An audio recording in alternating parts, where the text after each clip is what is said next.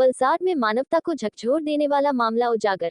चलती ट्रेन की टॉयलेट में मिली नवजात बच्ची, नाबालिग मां सहित 3 गिरफ्तार। वलसाड जिले में दिल दहला देने वाली घटना सामने आई है, जहां चलती ट्रेन की टॉयलेट में एक नवजात बच्ची मिलने से हड़कंप मच गया था। अब वलसाड पुलिस ने इस अमानवीय कृत्य का खुलासा करते हुए नाबालिग मां समेत 3 लोगों को गिरफ्तार कर लिया है। नाबालिग ही है नवजात की मां। जांच में ये चौंकाने वाला तथ्य सामने आया कि नवजात बच्ची उसी नाबालिग लड़की की है, जो स्वयं कानूनी रूप से संरक्षण श्रेणी में आती है। बताया गया कि शर्म, डर और सामाजिक दबाव के चलते परिवार ने नवजात को छोड़ देने की योजना बनाई थी। चलती ट्रेन में रची गई थी साजिश। जानकारी के अनुसार पूरा परिवार वलसाड पैसेंजर ट्रेन में सफर कर रहा था। वलसाड स्टेशन पहुंचने से पहले आरोपियों ने नवजात को टॉयलेट में छोड़ दिया और ट्रेन रुकते ही स्टेशन से फरार हो गए। बच्ची के रोने की आवाज ने बचाई जान।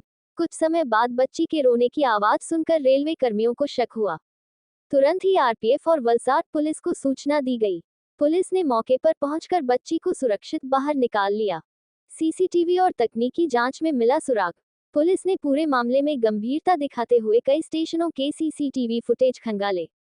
तकनीकी विश्लेषण के बाद पुलिस ने परिवार की पहचान कर तीनों आरोपियों को गिरफ्तार कर लिया। अस्पताल में सुरक्षित है नवजात।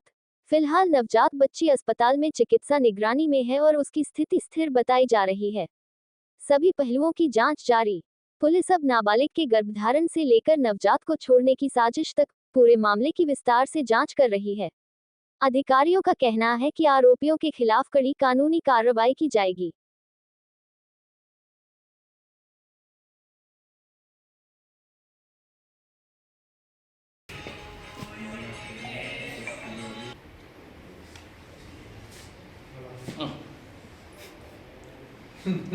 ગઈ તારીખ 8/12ના રોજ સાંજના Valsad passenger train Valsad railway station ખાતે આવેલી, જે ટ્રેનના એક ડબ્બામાં ટોયલેટમાંથી બાળકી થેલીમાં મૂકેલી હાલતમાં મળી આવેલ, જે બાબતની જાણ જીઆરપી પોલીસ એટલે કે વલસાડ રેલવે પોલીસ સ્ટેશનને થતાં વલસાડ રેલવે પોલીસે એની ટીમ તપાસમાં લાગી ગયેલ હતી, જે બાબતે સરકાર તરફે ગુનો દાખલ કરવામાં આવેલો અને ત્યારબાદ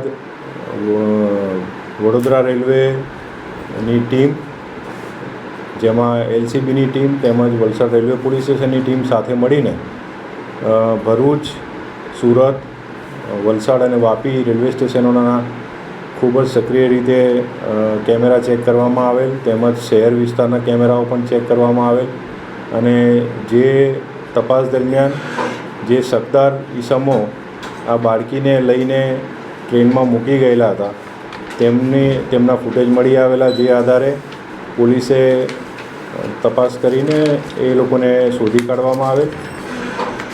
આ સમગ્ર તપાસમાં સીસીટીવી ફૂટેજીસ એટલે કે ઇલેક્ટ્રોનિક ડિવાઇસીસ તથા જે હ્યુમન ઇન્ટેલિજન્સ છે એની તપાસનું આ એક ઉત્તમ ઉદાહરણ છે, કારણ કે આ તપાસ દરમિયાન જે વલસાડ અને વાપીના જે સામાન્ય પ્રજાજનો છે તેમના તરફથી જે પોલીસને સહકાર મળ્યો છે અને એમના તરફથી જે અમને તપાસમાં મદદ મળી છે, જેના કારણે આ આરોપીઓ સુધી પોલીસ પહોંચવામાં સફળ રહેલી છે।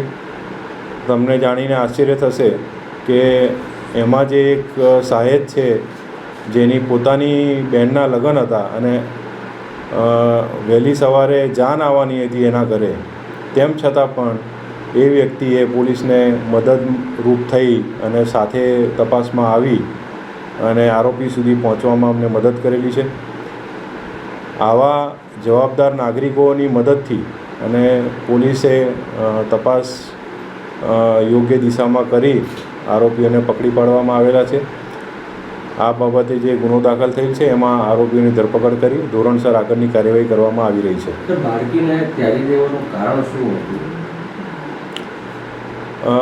બાળકી જે છે એ જેનો જન્મ થયેલ છે એ બાળકી